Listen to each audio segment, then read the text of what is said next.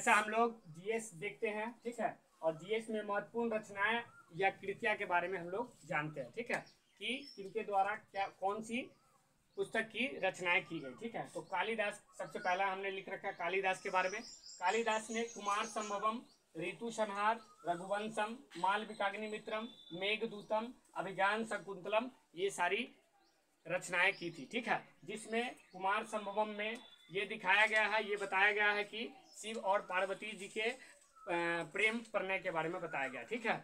और मालविकाग्निमित्रम में शुंग वंश के जो इतिहास है उसके बारे में कालिदास ने बताने का काम किया है, ठीक है।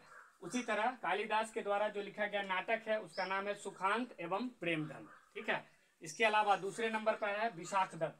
विशाख दत्त जैसा हमने लिख रखा है दूसरे नंबर पर, इन्होंने मुद्रा राक्षस और देवी चंद्रगुप्तम लिखा है, ठीक है। तो मुद्रा राक्षस में उन्होंने बताया है कि चाणक्य के योजनाओं के बारे में, ठीक है। मुद्रा राक्षस में विशाख दत्त ने चाणक्य के योजनाओं के बारे में बताया है, ठीक है। और देवी चंद्रगुप्तम में गुप्त वंश की जो देवी थी जिसकी नाम थी ध्रुव देवी, जो रामगुप्त की पत्नी थी, ठीक है। रामगुप्त की पत्नी थी जिसका विवाह चंद्रगुप्त द्वितीय के साथ में हुआ, ठीक है। और चंद्रगुप्त द्वितीय ने किस प्रकार जो शकाधिपति थे और रामगुप्त थे, ठीक है, उनकी हत्या की थी, उसके बारे में हम लोग देवी चंद्रगुप्तम में जानते हैं, ठीक है। और हर्षवर्धन तीसरा नंबर पर है। हर्षवर्धन जैसा हमने लिखा है, हर्षवर्धन ने 3 नाटक की रचना की थी जिसमें रत्नावली, नागानंद और प्रियदर्शिका है, ठीक है। इसके अलावा चौथे नंबर पर हमने लिखा है शूद्रक का नाम, ठीक है।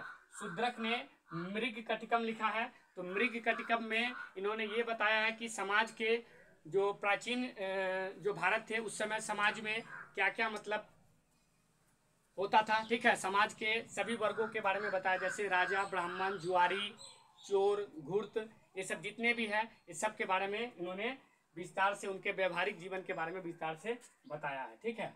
तो ये सारा चीज बताया गया है ना। इसके अलावा भी अगर आप बाणभट्ट के बारे में जानते हैं तो बाणभट्ट थे हर्षवर्धन के राजकवि थे, ठीक है ना, जिन्होंने हर्षवर्धन के आत्मकथा को लिखा है या फिर हर्षवर्धन के जीवन के बारे में लिखा है जिसे हर्षचरित कहा जाता है, ठीक है।